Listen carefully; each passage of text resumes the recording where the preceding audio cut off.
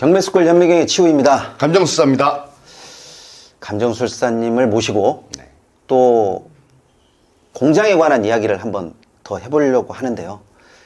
이게 공장 경매가 일반인이 쉽게 접근하지가 못하기 때문에 그렇죠. 네.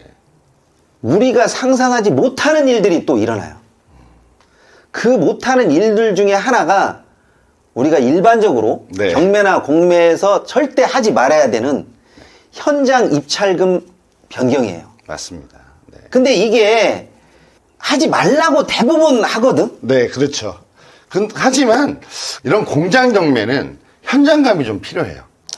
그러니까 이 현장감이라는 게 네. 어떻게 한 번에 쑥 뽑아낼 수 있는 그런 것은 아니지만 네. 그래도 나는 이렇게까지 입찰금을 바꾸는 게 맞나 하는 생각이 내가 들더라고. 그렇죠. 사실 이 물건도 저희가 23억 정도를 머릿속에 두고 현장을 갔던 물건이에요. 네, 그래서 법원에 갔는데 일단 이 물건 자체가 뭐 규모도 있었고 했기 때문에 현장 조사를 많이 했는데 현장 조사에서 23억에 매수할 사람이 있었어요. 그래서 변경을 했다고? 그래서 이 사람이 입찰을 들어올 수 있다라고 판단을 한 거죠. 자, 어떤 물건인지 네. 제가 한번 보도록 하겠습니다. 네. 경기도 광주시 초월읍 신월리에 있는 물건이고요. 네. 감정 금액이 38억 정도에서 네. 두 번 유찰되고 또 두 번 변경돼서 세 번째 낙찰이 됐는데 그때 최저 가액이 19억 정도 됐는데 네. 23억 4,800만 원이에요. 네, 맞습니다. 그런데 내가 왜 이 물건을 기억하고 있냐면 저한테 연락이 오기로는 이 금액에 입찰이 된다라고 이야기를 안 했거든요. 맞습니다. 네. 그때는 23억 말씀드렸었죠. 근데 그 당일날 4천만 원이 변경된다라는 게 이게 쉽지 않은 일이거든. 그렇죠. 맞습니다. 1, 200 올리는 게 아니잖아요. 네. 일반인들은 1, 200 올리는 것도 손 떨려. 그렇죠. 네. 그러니까 저도 사실은, 당일날 아침에도 제가 여기 신월리에 있는 부동산에 전화까지 했어요. 그래서 부동산 사장님하고 통화를 했는데, 부동산 사장님께서 누군가가 23억 정도는 쓴다고 자기가 정보가 있다. 라고 제가 듣고, 아침에 바로 23억이면 어느 정도까지 올릴 수 있을 것인가. 근데 23억이기 때문에 저는 10% 정도는 올린다고 봤어요. 이게 네. 왜 이런 얘기를 하냐면 또 보시는 사람들은 2등 입찰가가 23억 2,500만 원 하냐? 네. 그러면 23억 4,800하고 꽤 차이가 있는데 이렇게 네. 생각할 수도 있거든. 그렇죠. 이 정도면 20억이 넘는 물건에서 2천만 원도 차이가 안 난 거는 정말 2천만 원 정도 차이 난 거는 정말 아파트로 치면은 한 몇백만 원 차이 난 겁니다. 그러니까 굉장히 잘 받았다고 생각해가지고 나도 네. 의외였는데 네. 이게 금액에 대한 확신이 없으면 네. 이게 그렇게 되질 않기 때문에 네. 내가 이 부분은 항상 내가 생각을 했었어. 언제 보면 물어봐야겠다. 네. 왜냐하면 이게 금액을 바꾸라고 하는 것은 이게 초보자들 또 웬만한 경험이 있는 사람들한테도 현장에서 분위기가 어떻게 되더라도 금액 네. 바꾸지 마라. 그렇죠. 네. 금액 바꾸면 망한다. 네. 항상 그런 식으로 이야기를 했었는데 네. 이게 또 사람에 따라 다르기 때문에 우리 감정술사님이 맞습니다. 네. 바꾸는 것을 내가 옹호하는 것은 아닌데 현장을 만약에 정확하게 봤다라고 하면 맞아요. 네. 그래도 2, 3천이지 5천은 좀 센 것 같아. 맞아요. 그러니까 저도 사실 이렇게 생각합니다. 물건의 금액을 당일날 바꾼다는 거는 확신이 있어야 돼요. 네. 당일날 뭐 1, 200도 아니고 4천만 원 이상을 올린다는 거는 사실 쉬운 일은 아니에요. 공장 내부가 어떻게 생겼나 한번 네. 좀 보자고. 이 공장 내부를 한번 살펴보겠습니다. 일단은 두 동짜리예요. 네, 두 동짜리고 둘 다 층고가 굉장히 높아요. 2층이야? 2층짜리입니다. 아. 네, 그리고 가운데는 다 터져 있어요. 8m 이상. 네, 층고가 나오고요. 이렇게 보시면 네, 안에 사무실도 있고. 네, 그리고 여기 차량으로 해서 또 적재할 수 있는 공간이 많이 있습니다. 이 공장에 네. 이런 기계류 같은 게 이렇게 나와 있으면 네. 이거는 매각 포함이야? 지금 이 물건은 기계들이 다 매각 포함이었어요.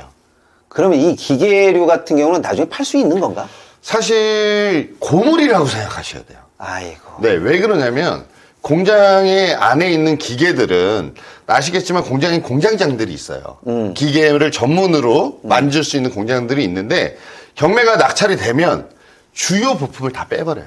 아이고. 네. 근데 그거를 일반인이 낙찰자가 갔을 때 이게 이 기계에 들어있던 부품인지 치우님 혹시 아실 수 있습니까? 아, 모르지. 네. 그걸 알 수가 없기 때문에 중요 부품만 쏙쏙 빼가요. 그러니까 이 공장 경매 속설 중에 하나가 뭐가 있냐면 공장을 싸게 받았는데 네. 그 안에 있는 뭐 기계들이 굉장히 고가의 기계더라. 네. 그래서 많이 남았다더라. 뭐 이런 이야기가 있긴 한데 네. 이런 것도 입찰금에 어떤 변동을 주나? 변동을 줄 수는 있지만 저는 그걸 추천하고 싶진 않아요. 그렇지. 왜냐하면 사실 실질적으로 우리가 명도가 끝난 다음에 기계를 팔아보면 전화가 엄청 와요. 기계 업자들한테 어떻게 알았는지 전화가 옵니다. 그러면 오면 다 고물 처리해요. 아이고. 네, 그냥 확 후려칩니다. 그러면 저 기계류를 보고 입찰금을 산정한다는 것은 쉽지 않은 일이네. 굉장히 위험한 일이에요. 네, 아무리 전문가, 이 기계의 전문가가 본다고 해도 우리가 내부에 가서 이거를 운영해 볼 수가 없잖아요. 그렇지. 네, 지금같이 이렇게 뭐 공장을 운영하고 있는데도 위험하지만 이렇게 그 운영을 안 하고 있는 곳들은 더 어렵습니다. 기계를 돌려볼 수가 없어요. 그래서 나는 이 입찰금을 변경한 것이 결과적으로 좋은 일인데 네. 낙찰을 받았으니까. 네, 맞습니다. 근데 만약에 일반 초보자나 네, 아니면 네. 공장 경매 입찰하는 사람이 네. 감정술사님도 막판에 입찰금을 변경했으니까 네. 나도 한번 변경해보겠다. 변경해보겠다. 추천해 안 해? 아, 저는 사실 추천하고 싶진 않습니다. 그래. 네. 어쩌다 우리도 이렇게 일어나는 일이지. 네. 이게 매번 일어나는 일은 아니잖아. 이거는 사실 이 운이 좋았어요. 아침에 부동산 사장님하고 제가 통화를 했고 그 사장님이 정보를 주셨기 때문에 저희도 23억을 쓰려고 했지만 23억을 썼을 때 이거를 폐차할 수가 있었어요. 지금 보시면 아시겠지만 23억 2,500이에요. 이 사람도 이거를 정말 갖고 싶었던 거죠. 그렇지. 네. 근데 우리는 여기서 조금 더 적극적으로 썼기 때문에 사실 정말 근소한 차로 낙찰을 받을 수 있었죠. 이 금액에 관한 것은 사실상 누구도 장담할 수는 없잖아. 네, 맞습니다. 그렇지만 어느 정도 확실한 근거를 가진다라고 하면 당일날 변경이든 어떤 정보가 있다라고 하면 당일이 아니라 그 전날에 바꾸는 거는 있을 수는 있지만 네. 전문가인 우리 네. 감정술사님도 이 낙찰 당일에 입찰 금액을 변동하는 것을 그다지 그렇게 추천 안 하시는 걸로. 네, 아, 전 선호하진 않습니다. 금액에 대한 것은 어떤 정답은 없지만 네. 그렇지만 어느 정도 근거와 타당성이 있다라고 하면 당일 변경하는 것은 네. 뭐 그날의 운으로 맡기는 것으로 맞아요. 이렇게 정리를 하면 될 것 같습니다. 맞습니다. 결론적으로는 안 받고 자기를 믿어야 돼요. 그렇지. 네, 자기가 정말 임장하고 금액 결정까지 많이 고민했을 거 아니에요. 그렇지. 그래서 결정을 한 금액이기 때문에 당일날 바꾸는 거는 추천드리고 싶진 않습니다. 추천드리진 않았지만 저희는 성공했습니다. 네. 자, 이번 시간에는 네. 여기까지 하도록 하겠습니다. 네. 감사합니다. 감사합니다.